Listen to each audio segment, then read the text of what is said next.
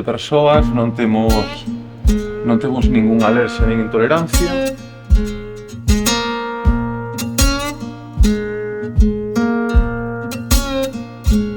O plato de centola, carne, temos solomillo.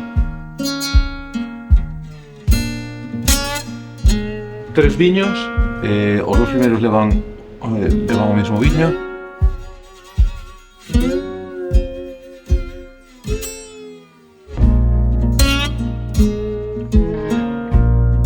Xa está automáticamente con todo. Ligado con todo, sí.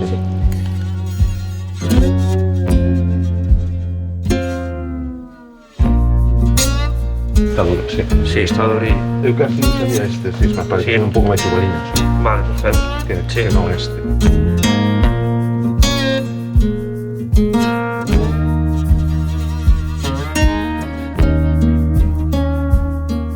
Esto de Catena, sí.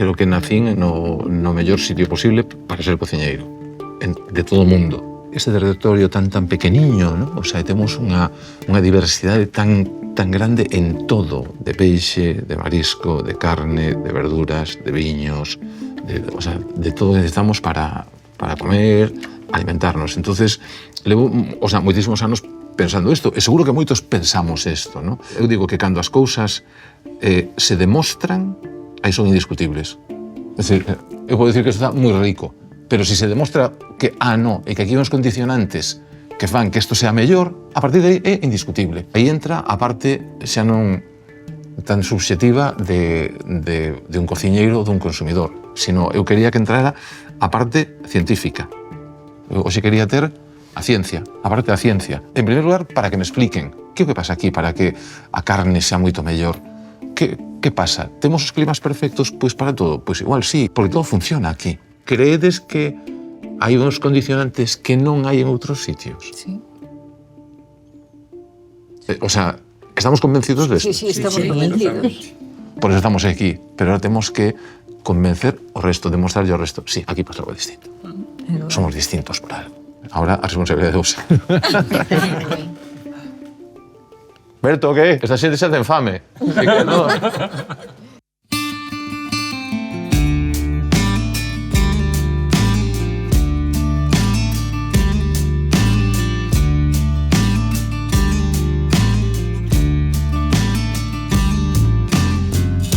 Para entender o produto temos que entender as circunstancias, porque non é o mismo un peixe ou un marisco en outubro que un peixe en verán ou un peixe en inverno ou cando se acabe. Esa é a maxia que imprime o clima aquí en Galicia. Completamente. Que nos fai cambiar moitísimo. Temos 1.600 kilómetros de costa e esas rías son entrada de ventos e de fluxos oceánicos. Pero é que, ademais, temos que ter en conta que en meteoroloxía estudiase que hai uns centros de acción semipermanentes que teñen moita influencia no clima galego. Un deles é o anticiclón de Azores, dos Azores, outro é a depresión de Islandia. Son centros, efectivamente, son centros semipermanentes. Entón, a veces están en Azores, outras veces móvese máis ao sur. Cando se nos move máis ao sur, aquí, pois, somos punto de entrada de borrascas atlánticas e de frontes asociadas. Pero cando sube en latitude, e iso dase especialmente na primavera e no verán, o que trae a Galicia fundamentalmente é unha circulación do nordés.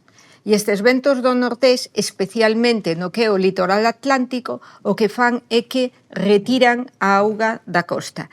Unha capa superficial da auga, non lóxicamente toda a auga, pero unha capa superficial. Entonces é posible que auga de capas máis profundas suba. E esas augas de capas máis profundas é máis fría, por eso a auga na zona das Rías Baixas, no litoral atlántico en xeral, é fría, pero está cargada de nutrientes, de fosfatos, nitratos, silicatos, que son pois o que dá lugar a todo este alimento para todo o marisco e que noutros puntos, desde logo, que non se dá. Ela falaba un pouco a nivel oceánico, a nivel terrestre, pois, lóxicamente, as nosas rías teñen os aportes fluviais de todos aqueles materiais que atravesan os nosos ríos. E, curiosamente, dicías antes que Galicia era un sitio pequeno con unha riqueza gastronómica increíble, non? Pois a nivel xeolóxico pasa igual. É unha rexión moi pequeniña e atopas prácticamente todos os tipos de rochas que poden aparecer no planeta. Os nosos ríos atravesan Galicia de oeste a oeste, máis ou menos.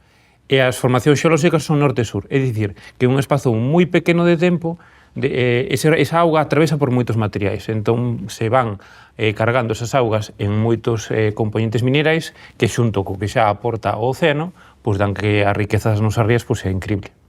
A propia forma, esa forma pois, das rías dá algunha ventaxa, algo distinto. Home, como son espazos pechados, permite que se podan xuntar de unha forma máis ou menos homoxénea as augas. E entón non se escapan, digamos, a mar aberto e se podan mesturar con augas menos enriquecidas en nutrientes. Non? Entón esa configuración pechada das nosas rías pues, axuda en gran medida a que ese proceso se lleve a intensificar. No outono e no inverno, eses grandes temporais azotan sobre todo a zonas moi desprotegidas, pero non o interior das rías, que sempre van ter aí pois, un refuxio para esa poboación de marisco ou de peixe en xeral. Eu sempre digo, sería aburridísimo cociñar, o sea, un sitio en donde a climatología era moi estable. Gustaríame para vivir a algún sitio así moi agradable, claro. ¿sabes? Pero non para cociñar, porque entonces perdes toda esta temporalidade o da... E a estacionalidade. Claro. A variabilidade climática de Galicia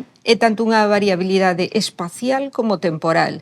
Variabilidade espacial porque é como un mosaico de altos e baixos, zonas de características moi diferentes, unha orografía moi diferente. Non temos altos cumios, pero que temos un relieve moi diferente. Pero logo tamén variabilidade temporal, porque temos unhas estacións meteorolóxicas absolutamente marcadas, cada unha cunhas características, e temos que vivir con esas estacións. Por exemplo, eso no Mediterráneo apenas existe, non hai 4 estacións como tal diferentes, está claro.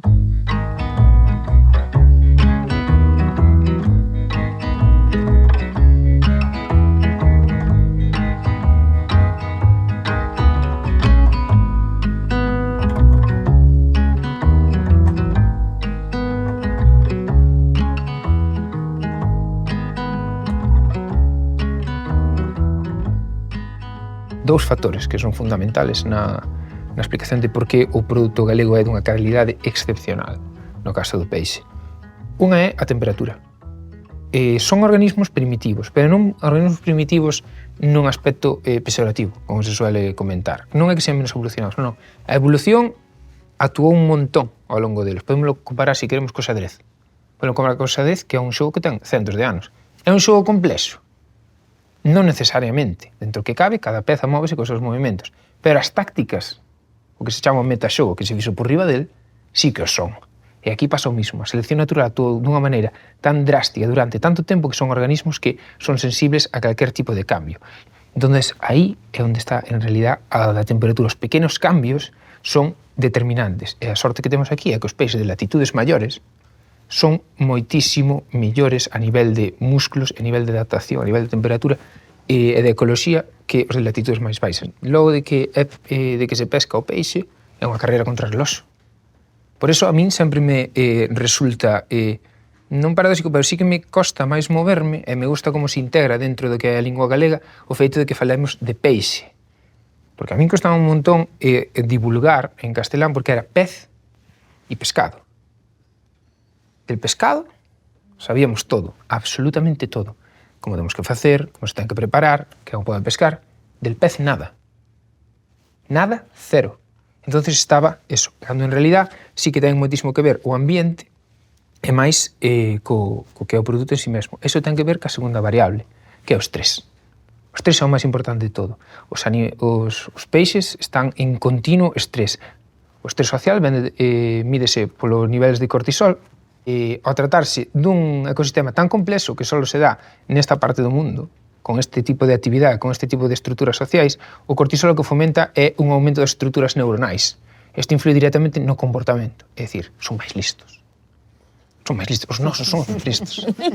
Que aí onde importa. Aparte máis ricos. Claro, pero que van da man, porque todo o resultado ten no músculo, todo, absolutamente. Son máis listos, pois tamén son os que máis músculo teñen. A min gustaríame apuntar o que dices, ademais, 3 puntos. O primeiro, a temperatura da auga. Temperatura da auga en Galicia, unha temperatura que en todo o inverno, outono e inverno, mantense en valores baixos, 14, 15 graus, que iso dá lugar a que se críen aí un tipo de peixes que non se poden dar noutras zonas. No verán pode subir, por exemplo, na zona das Rías Baixas, pero son días moi específicos e como moito os 20 graus. Ese sería un punto. Outro punto sería...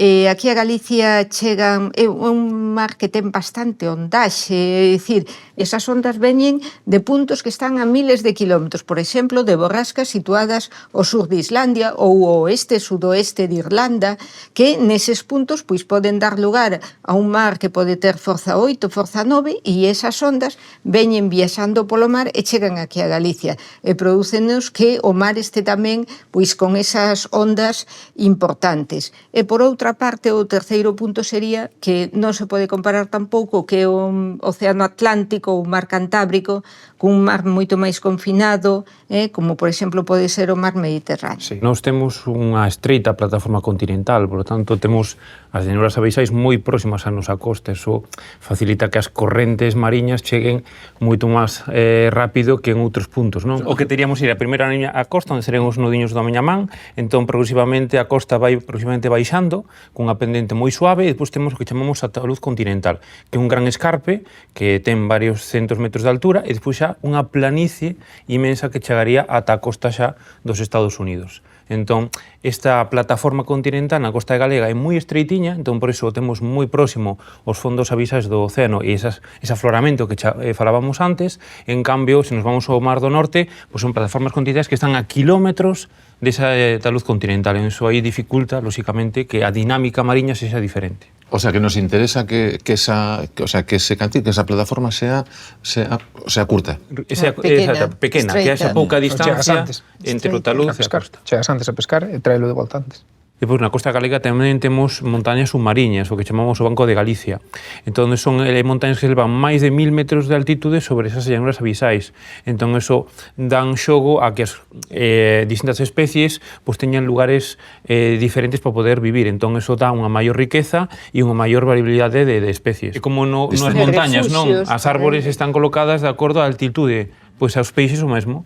Entón, se nós temos un relevo máis ou menos acusado neses fondos mariños, pois iso axuda, lóxicamente, a que o maior número de especies que podan vivir sexa maior.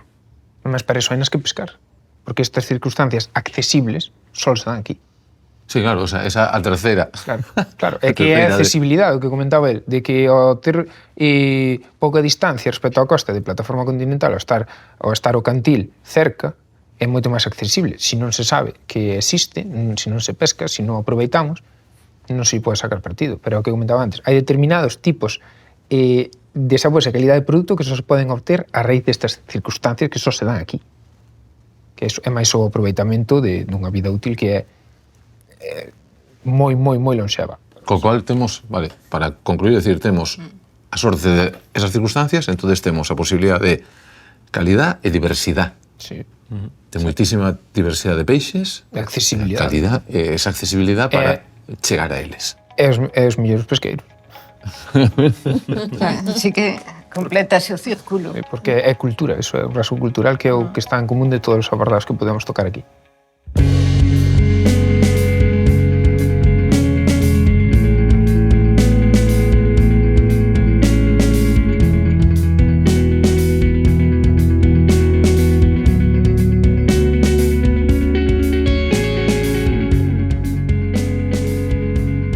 Por que é especial tanto a terneira galega como a vaca e boi? Bueno, principalmente pola alimentación, Aí ten a alimentación, digamos, está baseada en pastos, forraxes, o vacuno de carne dase principalmente nas montañas de Ourense e Lugo.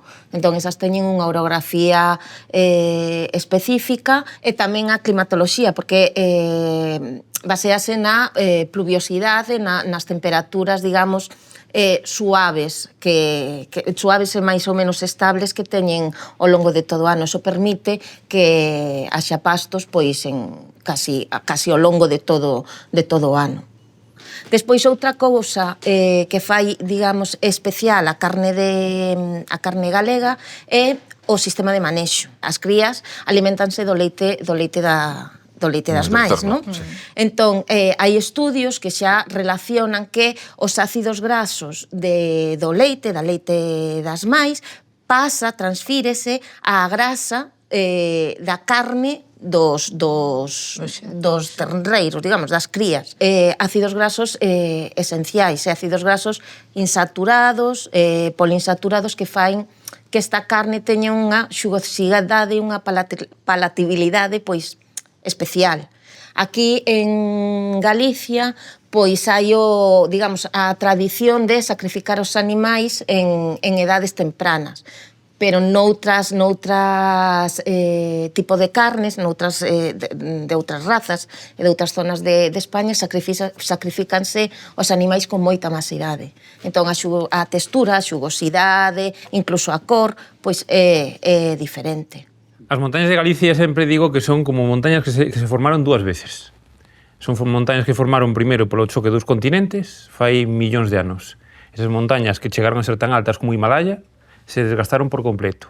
E cando se formaron os Alpes, formáronse de novo as montañas que temos actualmente en Galicia. Por iso en Galicia as montañas non están todas xuntas, están espalladas polo territorio. Se vemos outros lugares no planeta hai montañas pero están todas xuntiñas. Aquí non, aquí hai unhas poucas aquí, outras poucas aló, o sea que eso en gran medida fai diferente ao noso territorio. En primeiro lugar, temos as serras litorais, que son unhas alturas tan pouco importantes, son 600, 800 metros, pero que pasa? Que están situadas de forma perpendicular á entrada das frontes atlánticas. É dicir, de forma perpendicular á chegada dos fluxos de aire. Eses aires cargados de humidade que sufren aí o seu primeiro forzamento orográfico, que vense obligadas a subir e deixan precipitación a barlovento das serras. E que xustamente en zonas como Lousame, como a barlovento da Serra do Suído, aí acádanse totales de precipitación de 1.800 litros ou máis, ou hai anos que hai hasta 2.000 litros por metro cadrado. Claro, eso dá lugar a uns pastos moi bons, lóxicamente, hai chuvia durante todo o ano. A sotavento desas serras, pois hai zonas de sombra pluviométrica, como é toda a zona do Ribeiro, a zona da Terra Chá tamén en menor medida, e logo sufren un segundo forzamento. Claro, pero o segundo forzamento non é de 600 ou 800 metros, senón que son as serras orientais, Ancares, Caurel e xa máis abaixo hasta Pena Trevinca. Claro, aí xa hai unhas alturas moi importantes. Entón, aí, aínda que as frontes xa levan unha posibilidade de producir precipitación moito menor, como o forzamento é moito maior, porque son moito maiores altitudes, volvense a dar precipitacións de 1.800 ou 2.000 litros por metro cadrado, que é onde están as razas que comentas en todas estas zonas de montaña. Claro. É verdade que estas zonas de Galicia onde se producen estes totais tan altos de chuvia é unha pequena porcentaxe do territorio galego. Non hai que pensar que Galicia ten unha chuvia entre 1.800 e 2.000 litros. É unha pequena parte, sería un 6% do territorio. Pero é aí nesas dúas zonas. E as temperaturas? E logo as temperaturas, lóxicamente, porque así como en outras zonas de España as temperaturas no verán son moi altas, é imposible casi manter ese pasto, eses prados verdes durante o verán. Aquí en Galicia, mesmo regando e pouco, poden manterse durante prácticamente todo o ano. Dado que, bueno, nós temos nesas montañas pois, unha mestura de materiais facilmente erosionables, que son as lousas, os granitos, que dan solos máis ou menos potentes e iso pues, facilita que os pastizais pues, se desenvolvan con certa facilidade.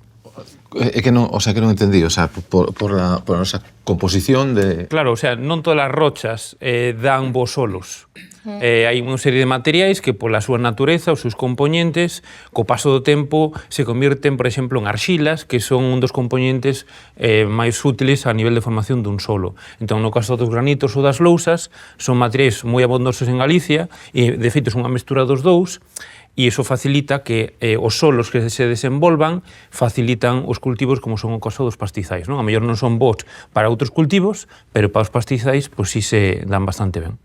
Volve a ser, o sea, Claro. redundamos sempre todo Claro, o que- o sea, acúmulo de circunstancias. Claro. ¿No? O sea, porque vale, o sea, a raza, Pode- a crianza e sacrificio non la poden copiar. A conxunción, digamos, de chan, da orografía, da temperatura, da pluviosidade, a raza, o sistema de manexo, a idade de sacrificio, son moitos, Son moitas circunstancias. Sí, moitas circunstancias que algunhas Claro. poden copiar, pero outras non. Outras non, o que digo sempre, o sea, efectivamente. como cociñeiros, o sea, todas as técnicas que nos facemos xa son universales. Todo o mundo as coñece, todo o mundo a pode facer e aplicar. Pero tes que ter a materia prima. Ese teu produto. Que efectivamente. esta está aquí.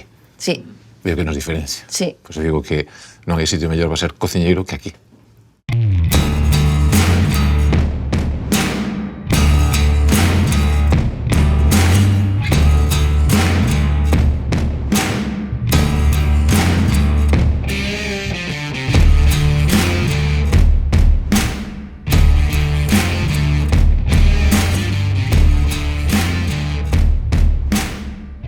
En América, donde estos cultivos son originarios, o milla, pataca, o tomate, hai moitísima diversidade xenética. Cando se trouxe a Europa, non triunfaron todas as variedades. Triunfaron aquelas que se adaptaban mellor ás condicións dependendo da zona. Se se hubieran traído aquí, triunfaban. Hai cultivos que necesitan moitas horas de luz. E o mellor aquí non tes tantas horas de luz. Entón, se non as tes, pode ser que esos cultivos non florezan e non produzcan froito. Entón, en vez de traer o mellor esos millos que necesitaban tantas horas de luz, empezaron a traer semillos de zonas máis altas, millo das montañas, e así. E eso sí que se podían adaptar aquí mellor. As verduras en Galicia, as verduras, por exemplo, a berza, o repolo, as navizas, os grelos, foron domesticadas na zona atlántica. Domesticáronse, por exemplo, a berza e o repolo a partir de plantas que crecían nos acantilados. Foron collendo as plantas que máis lles gustaban, collendo a semente e volvendo a plantarla ano tras ano. Entón, desa domesticación surdiron pois as nosas verduras, as nosas berzas, os nosos repolos. No caso da berza, son cultivos que, ainda que están domesticados, si posúen certas características de rusticidade. Por exemplo, son plantas moi resistentes. E, ademais diso, unha planta que ten unha calidade nutritiva moi boa. Non sei que pasa, pero aquí plantemos o que plantemos funciona. O que temos que, o sea, buscar Dentro a de zona Galicia. ideal. onde plantalos. A zona ideal de cultivo, sí. O sea, que nun espacio moi pequeno temos moitos microclimas moi distintos. Moi distinto, sí. Porque aí estamos falando de, o sea, microclimas radicalmente distintos entre uns e outros.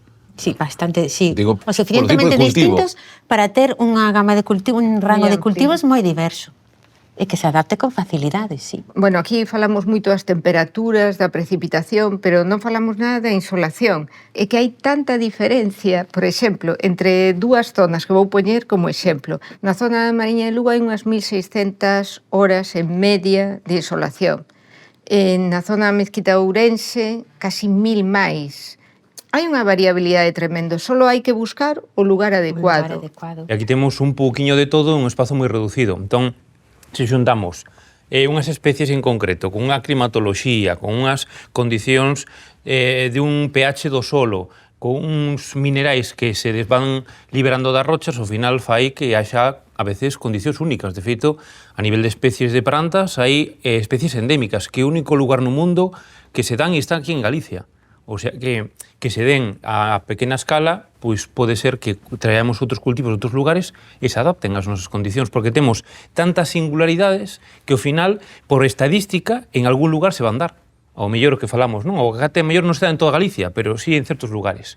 E o kiwi, pois, se dá mellor, pois, en en solos con pHs máis ácidos, que así é tamén a parte do clima atlántico. Tamén necesita un pH ácido, sobre todo os solos graníticos son os máis excitados para o kiwi. Non vamos ver kiwis nas serras orientais galegas, porque non son as condicións, pero tamén en Galicia.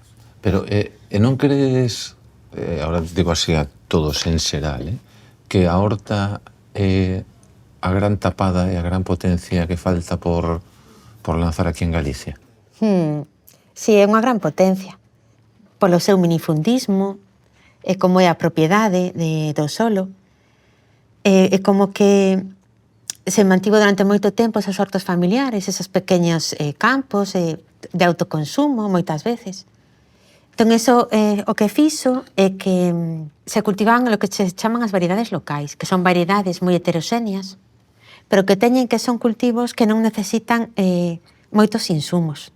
Pero igual toda esa cultura nosa do minifundio incluso nos axuda a obter o mellor menos, menor cantidad de producción, pero maior e mellor resultado.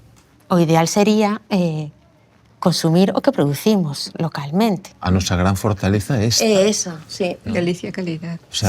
É primar a calidade por encima da cantidade e logo chegaremos hasta onde chegaremos. Pero polo menos co que chegamos é moi bo. É moi bo, sí. É isto que temos que creo que valorizar sobre todo, ¿no?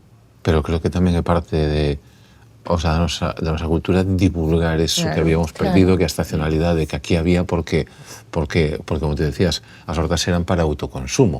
Entonces consumíamos o que a terra te daba nese momento. E si ese momento había tomate, consumíamos tomate, e se había repolo, consumíamos repolo. E nadie consumía un repolo no tempo de tomate, ningún tomate no tempo de repolo. E tiña sempre cuberta as necesidades de vitaminas e de nutrientes, porque no verán tiñas unhas cousas na horta e no inverno tiñas outras. Pois entonces vamos a unir as nosas condicións, de solo, de clima, e agora a parte racional, de producir e facer e consumir o que cada momento nos dá. E sobre todo nos que temos esas estacións que son maravillosas, vamos a aproveitarla tamén. Eso sería o ideal para non contaminar tanto, por exemplo. Consumir estacionalmente. Temos un paso máis alá dado. Sí.